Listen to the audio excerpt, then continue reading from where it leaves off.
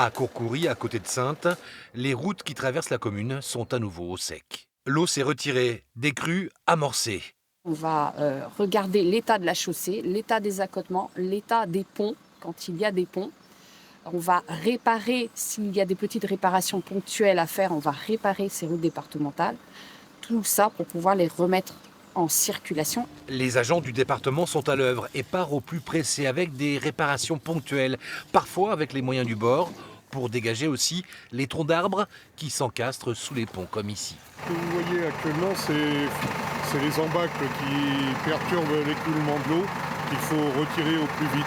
On va pouvoir ouvrir la route assez rapidement après avoir fait ces réparations et on va la placer sous surveillance évidemment pendant quelques semaines.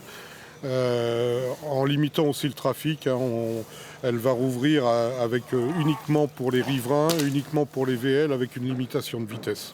Voilà, on va éviter les poids lourds.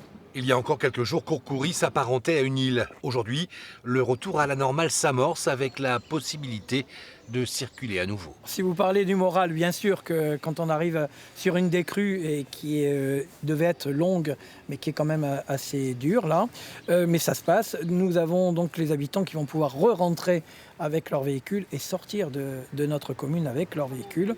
Et donc on va arrêter les services de la gendarmerie qui nous transportaient jusqu'à maintenant.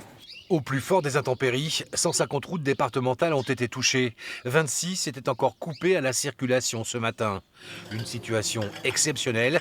Une enveloppe de 2 millions d'euros supplémentaires a été fléchée par le département dans son budget 2026.